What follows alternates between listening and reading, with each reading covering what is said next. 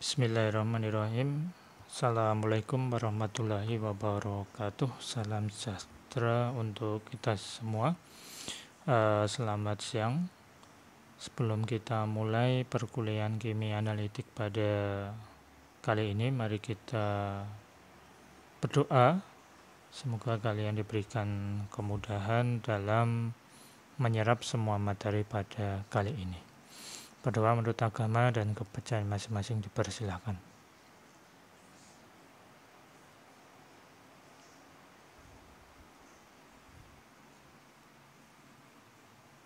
Selesai.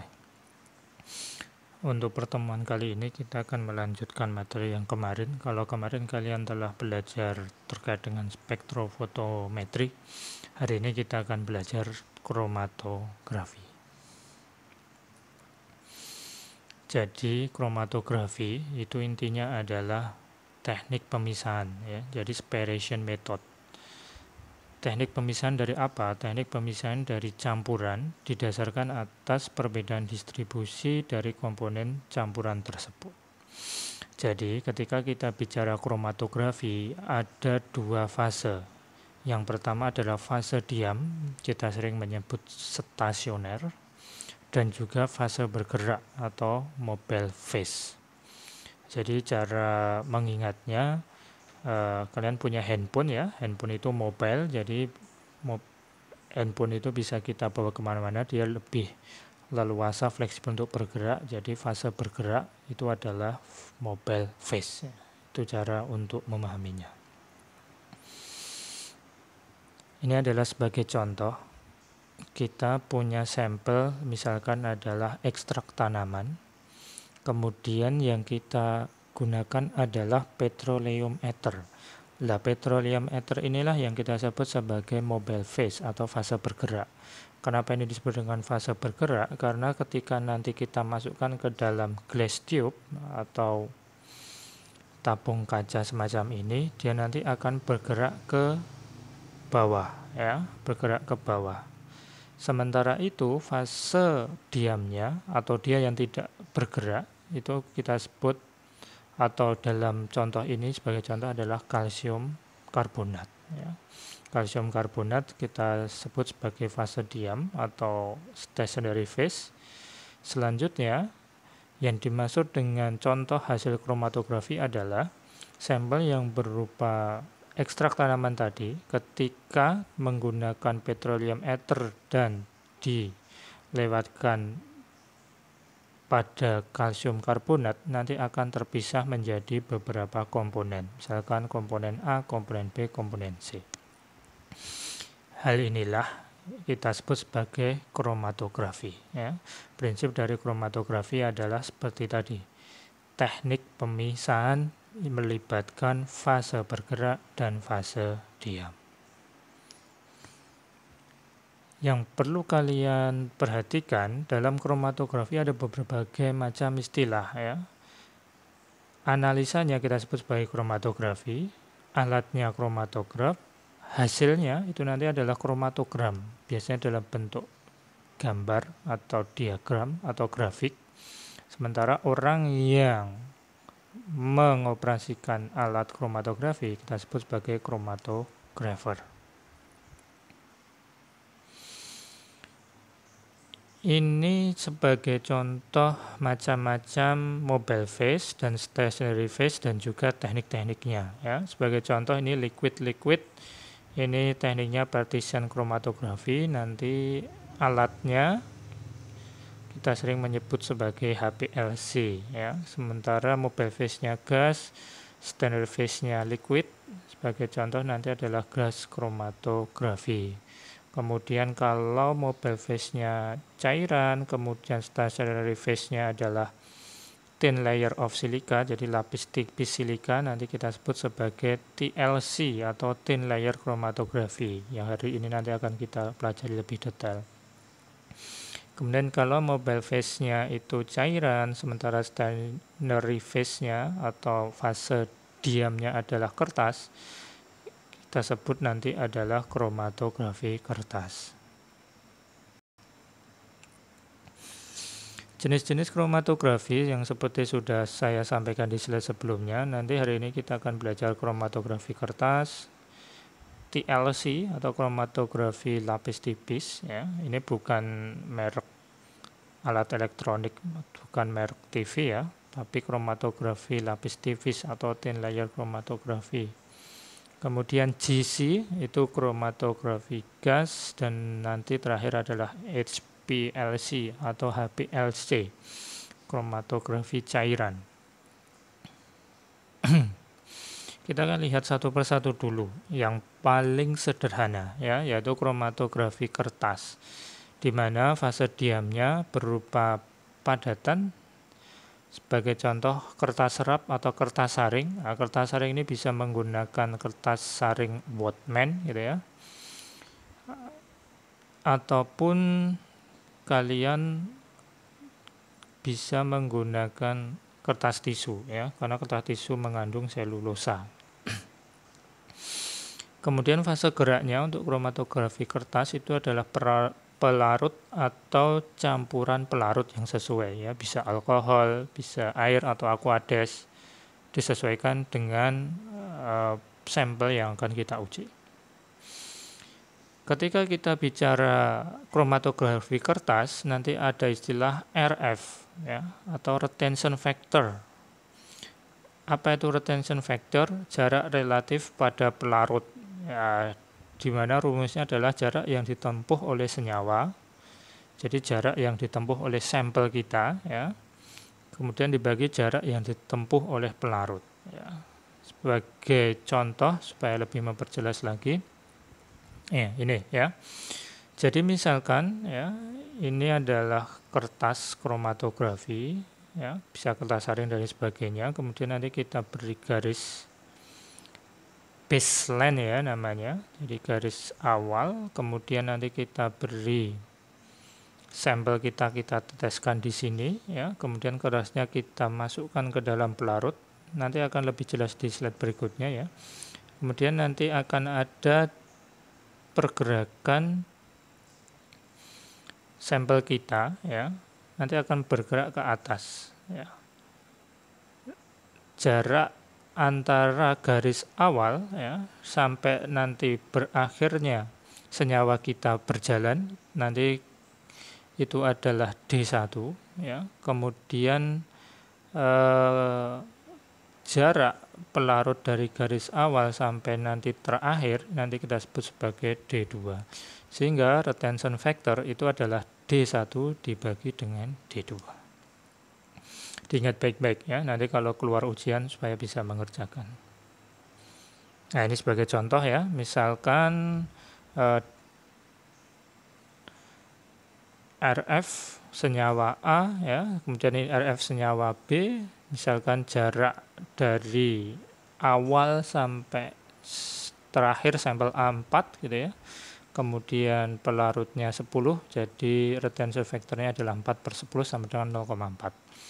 Sedangkan B, dia jaraknya lebih jauh, sekitar menempuh 8 cm ya, dibagi dengan 10. 10 itu apa? 10 itu adalah jarak pelarut ya, 8/10, sehingga nanti jawabannya adalah 0,8. Nah, ini sebagai contoh ya. Jadi misalkan ini kita kasih sampel kita, nanti dia akan bergerak naik dan nanti akan mendapatkan warna yang berbeda-beda ya. Ini sebagai contoh ya, ini warna dari tinta atau spidol berbagai warna ya, mulai merah, kuning, ungu, biru dan sebagainya. Nanti setelah diuji dengan kromatografi kertas, kalian bisa melihat ya, warnanya akan berbeda-beda ya. Artinya berarti misalkan merah itu komponennya berupa merah, kemudian pink dan lain sebagainya, sehingga nanti kita akan bisa mengukur berapa retention factor dari masing-masing senyawa sampel kita yang kita uji dengan kromatografi kertas.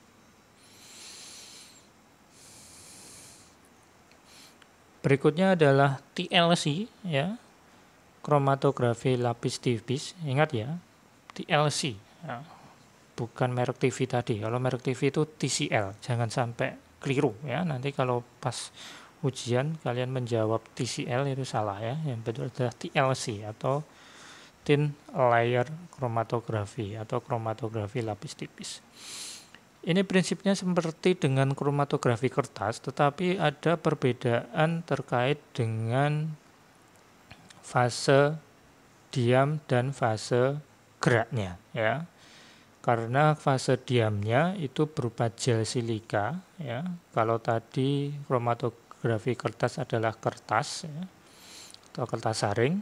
Kalau fase diam dalam TLC ini adalah gel silika atau aluminium. Jadi fase diamnya berupa gel silika dan fase geraknya itu pelarut atau campuran pelarut yang sesuai. Hampir sama dengan kromatografi kertas. Yang membedakan adalah fase diamnya.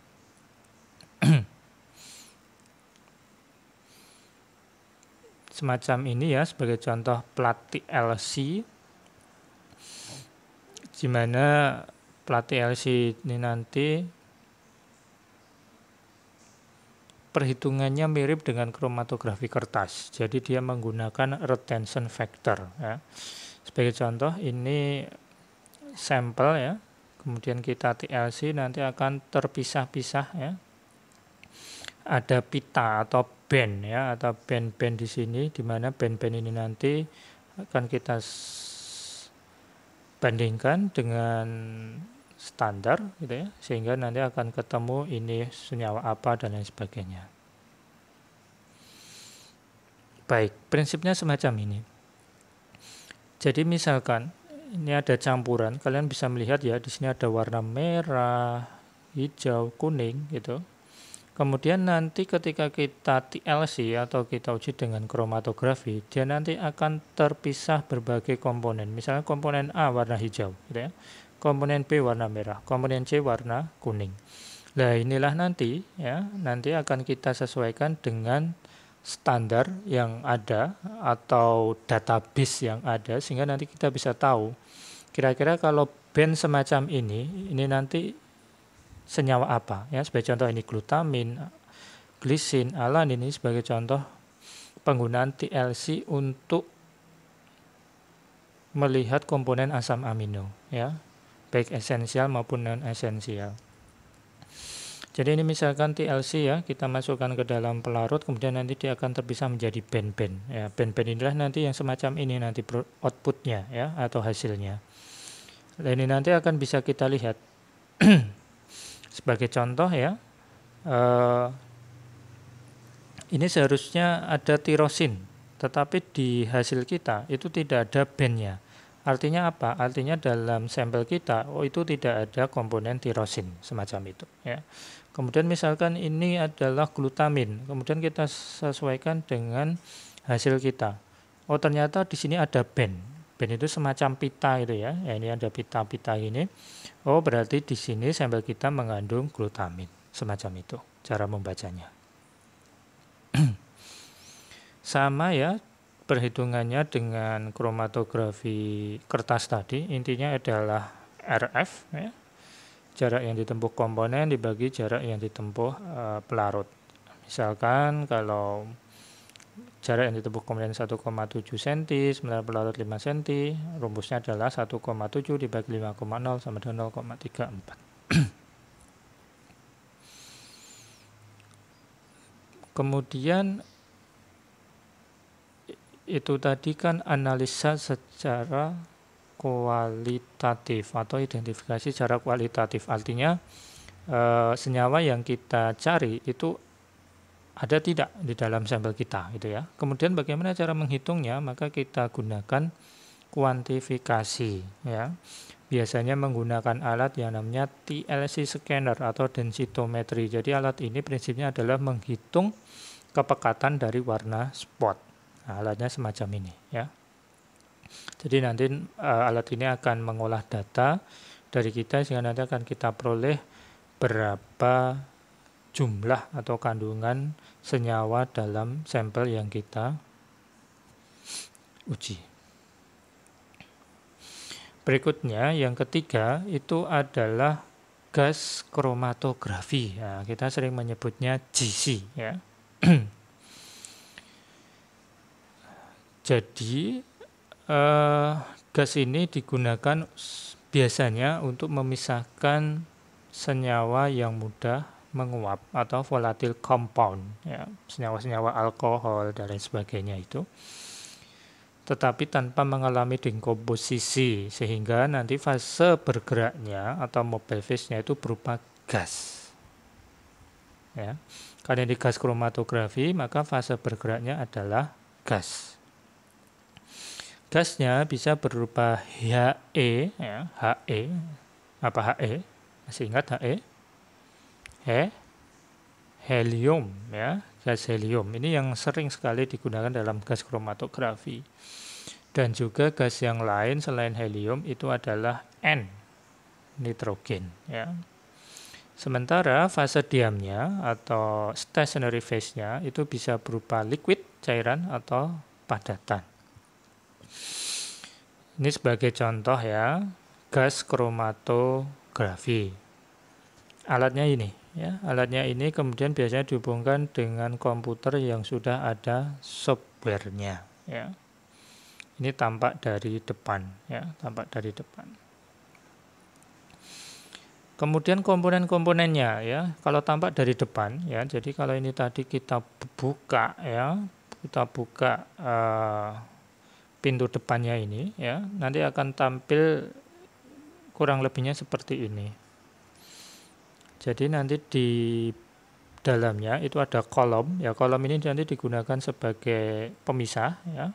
Kemudian ada ovennya, ini nanti digunakan untuk menguapkan sampel kita ya. Kemudian kalau dari atas ya, ini ya bagian atasnya ini ada injection port atau tempat masuknya sampel yang akan kita uji atau yang akan kita pisahkan gitu ya.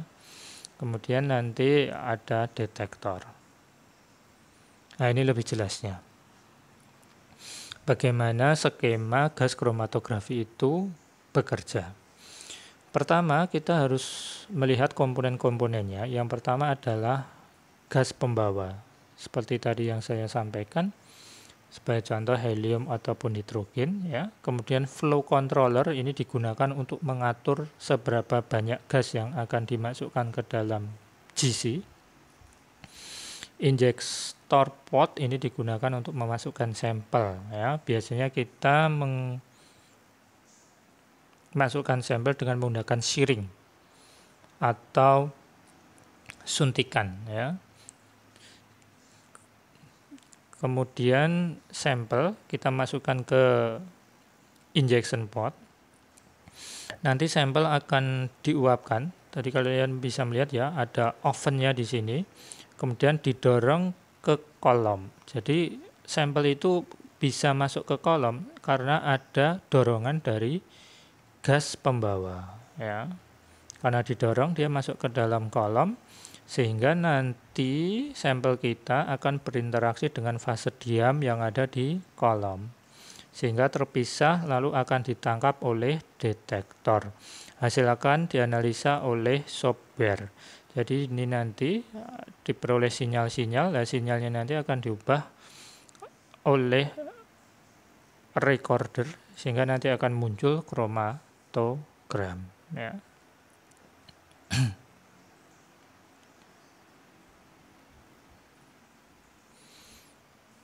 Ini sebagai contoh bagaimana cara mengidentifikasinya ya. Mengidentifikasinya dengan cara membandingkan dengan standar ya. Membandingkan dengan standar. Ini misalkan contoh adalah gas standar atau kromatogram standar. Jadi ini misalkan di sini kalian bisa melihat ya.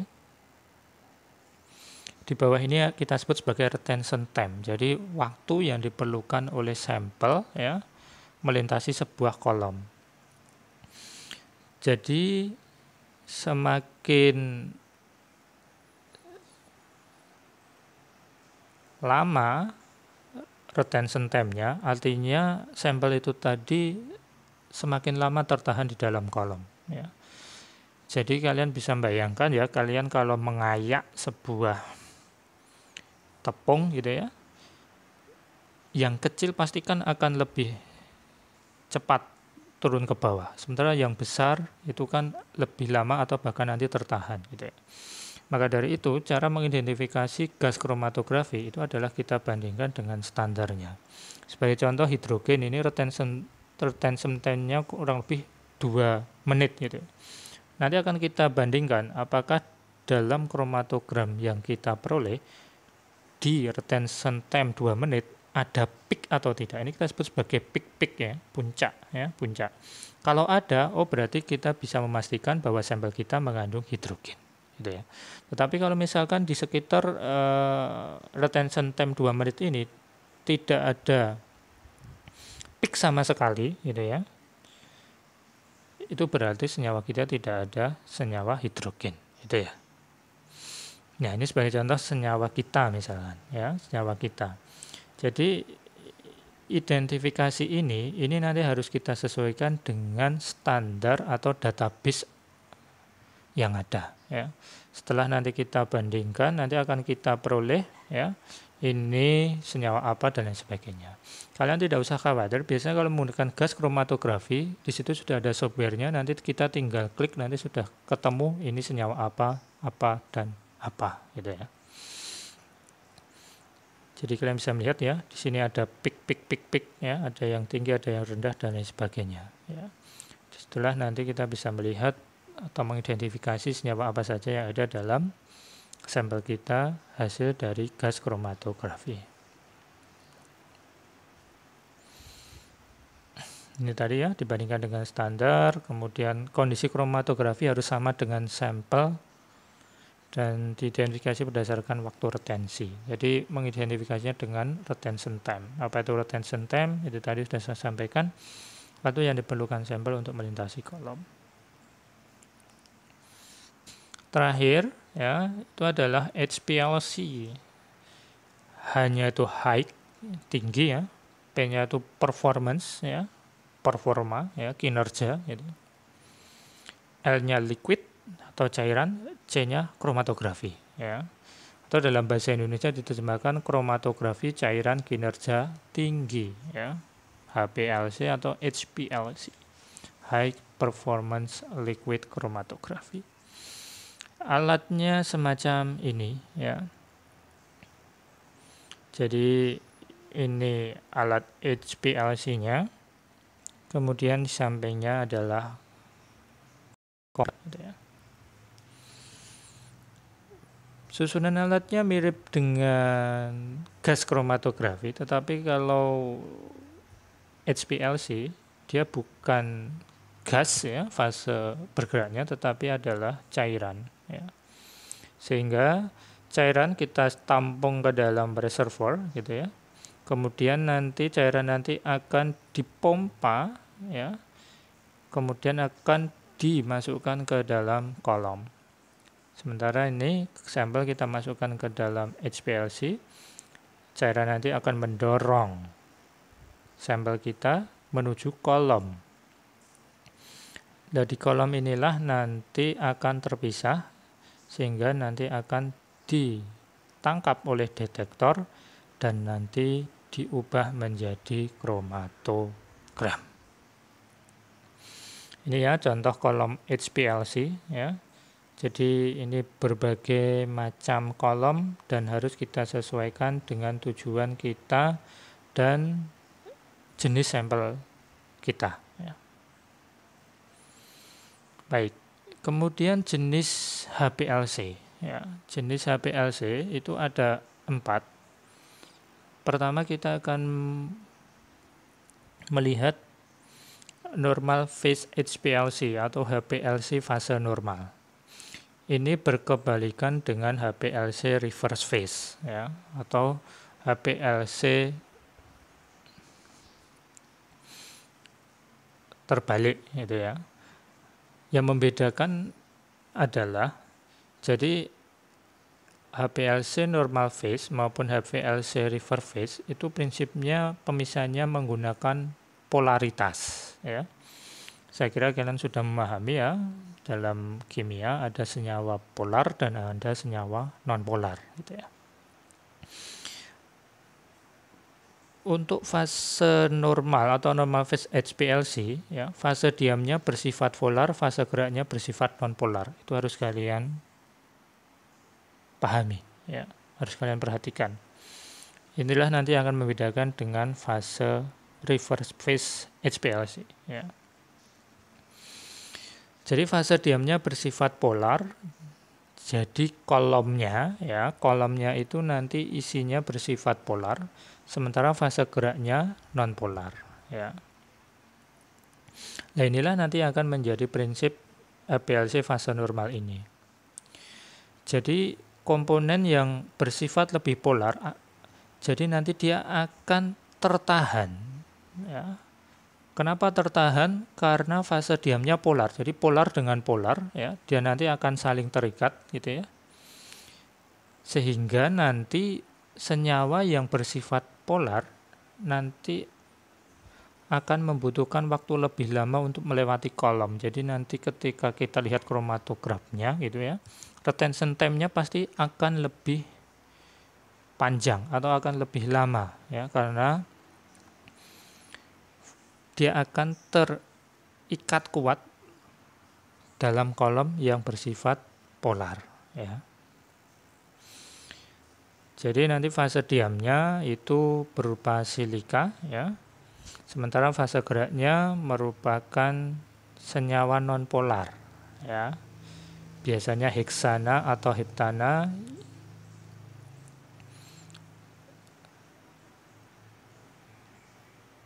Ini sebagai contoh, ya, ini sebenarnya bergerak ini, ya, tetapi dalam slide hanya diam saja. Ini sebagai contoh, ya, kolomnya semacam ini. Kalau dalam kehidupan atau di HPLC normal phase biasanya menggunakan kolom semacam ini. Jadi di kolom ini, ya, bersifat polar. Kemudian nanti kalau senyawanya berupa non-polar dan polar, yang polar nanti dia akan terikat di sini, ya. Sedangkan non-polar dia nanti akan terus, ya, atau lurus atau tanpa terhalang oleh fase diam yang berupa polar, ya. Itulah prinsip dari normal phase. Sementara itu yang fase terbalik, ya, atau reverse phase itu kebalikannya, fase diamnya bersifat non-polar, sedangkan fase geraknya bersifat polar, ya. Sama, jadi karena fase diamnya itu non-polar, ya, maka yang non-polar dia nanti akan lebih lama dibandingkan yang polar. Jadi fase diamnya berupa hidrokarbon alkil non-polar C8 atau C18, ya. Jadi kalian nanti kalau belajar kromatografi biasanya kolom C18, nah itu maksudnya adalah kolom yang digunakan dalam reverse phase HPLC, ya. Sedangkan fase gerak itu bisa berupa air. Nah, ini sebagai contoh, ya, ini kolomnya, kemudian ini seperti tadi, ya.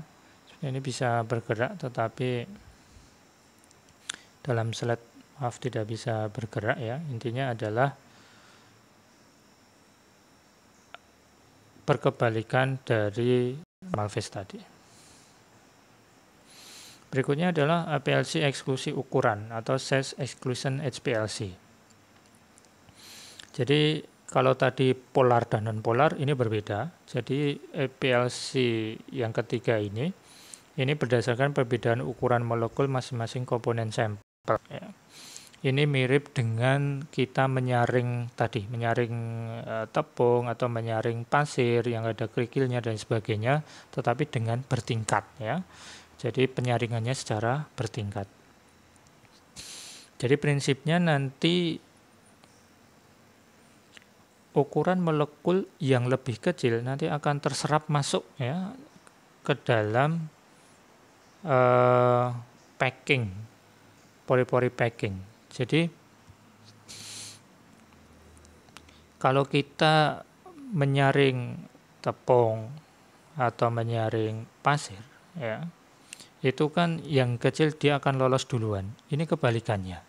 Jadi kenapa yang kecil ini tidak langsung lolos duluan? Karena dia harus memasuki packing-packing yang ada di kolom kromatografi, sehingga nanti yang akan lebih cepat keluar, ya, atau retention time-nya lebih singkat, itu adalah sampel dengan ukuran yang lebih besar, ya. Ini sebagai contoh, ya, ini sebagai sebenarnya bergerak juga. Ini misalkan yang merah ini molekul yang lebih besar, kuning ini lebih kecil.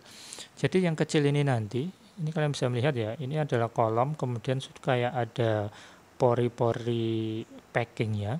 Jadi yang besar nanti dia akan lolos langsung, ya, akan lolos langsung keluar lebih dulu. Sedangkan yang kecil ini berbeda, dia nanti harus melewati kolom pertama, ya, kemudian kolom kedua, kolom ketiga, kolom keempat, dan kolom kelima, sehingga nanti retention time-nya itu lebih lama dari molekul yang lebih besar. Ini ya sebagai contoh jenis kolomnya. Kemudian yang terakhir itu adalah HPLC pertukaran ion. Jadi yang keempat ini prinsipnya adalah sampel yang bersifat ionik atau dapat diubah menjadi ionik. Jadi fase diamnya ionik yang berlawanan dengan sampel. Jadi semakin kuat muatan komponen sampelnya, maka komponen tersebut akan tertarik pada permukaan fase diam sehingga akan butuh waktu yang lebih lama untuk melewatinya. Jadi sampel, ya, yang muatannya itu berbeda, ya, dengan fase diamnya, maka dia akan menempel dan akan lama keluarnya, ya, dan mempunyai retention time yang lebih lama, ya. Sementara itu kalau muatan ionnya itu sama dengan fase diamnya, maka dia akan lebih cepat keluar sehingga nanti retention time-nya lebih cepat, ya. Ini ya contoh kromatogram HPLC mirip dengan gas kromatografi tadi yang sudah saya sampaikan. Jadi disesuaikan dengan standar yang ada tadi, ya. Jadi sama dengan gas kromatografi berdasarkan waktu retensi atau volume retensi suatu senyawa. Baik, ini topik terakhir untuk pertemuan kali ini, di mana setelah kita mengetahui identifikasi kromatografi secara kualitatif, gitu ya, berikutnya adalah secara kuantitatif. Yang pertama itu menggunakan metode pengukuran tinggi puncak. Ini kita menggunakan prinsip segitiga, ya. Jadi tinggi puncak suatu kromatogram, tadi kalian bisa melihat ya, semacam ada peak. Nah, peaknya itu kan berbentuk segitiga, ya. Kemudian kita ukur tingginya, tinggi puncak suatu kromatogram itu akan sebanding dengan kadar senyawa membentuk kromatogram tersebut. Jadi cara mengukur tingginya itu kita ambil titik tengah dari alas, ya, kemudian nanti kita ukur berapa tingginya.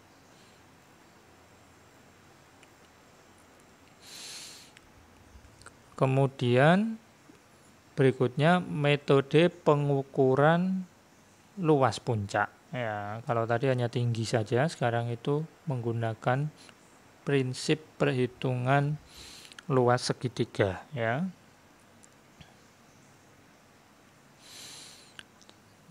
Kalian masih ingat ya bahwa rumus segitiga kan setengah alas kali tinggi, ya. Sehingga nanti luas puncak kromatogram setengah alas dikali tinggi. Tetapi memang hasilnya nanti akan lebih baik jika kromatogramnya berbentuk lancip. Jadi alasnya kita ketahui secara pasti dan tingginya secara pasti. Bisa menggunakan setengah alas kali tinggi atau tinggi kali lebar pada setengah puncak.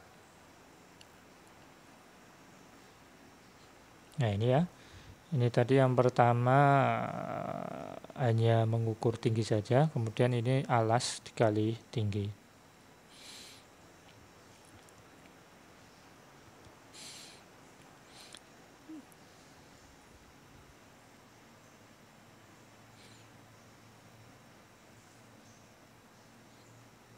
Jadi bisa setengah alas kali tinggi atau ini tinggi kali lebar pada setengah puncak. Ini tinggi dikali lebarnya, bukan dari alasnya tapi setengah puncak.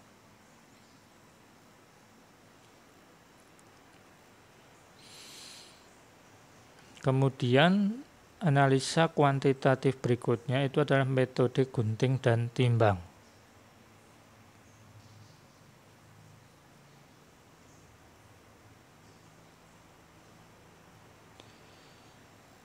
Di mana metode ini prinsipnya adalah tadi ya, kromatogramnya sudah kita peroleh, kemudian kita print, kemudian puncak-puncaknya kita gunting sesuai dengan bentuknya ya, kemudian guntingan itu kita timbang ya. Jadi berat masing-masing guntingan itu akan sebanding dengan kadar senyawa yang membentuk kromatogram tersebut. Terakhir dan sering digunakan dalam HPLC adalah menggunakan alat yang namanya integrator ya. Jadi ini alatnya lebih presisi dan lebih valid ya, karena langsung dihubungkan dengan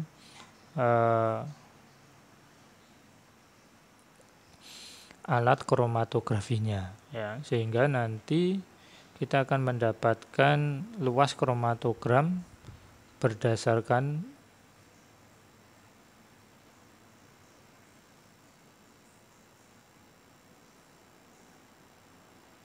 data yang sudah dianalisa oleh software ya. Saya kira untuk kromatografi cukup sekian yang dapat saya sampaikan. Hari ini kalian telah belajar prinsip dari kromatografi, jenis-jenis kromatografi, mulai kromatografi kertas, kromatografi lapis tipis atau TLC, kromatografi gas, dan kromatografi HPLC. Di mana HPLC tadi ada 4 macam, normal phase, reverse phase, kemudian ion exchange, dan kromatografi phase exclusion. Semoga materi kromatografi ini bermanfaat bagi kalian. Sebelum kita akhiri, mari kita tutup dengan berdoa. Berdoa menurut agama dan kepercayaan masing-masing dipersilahkan.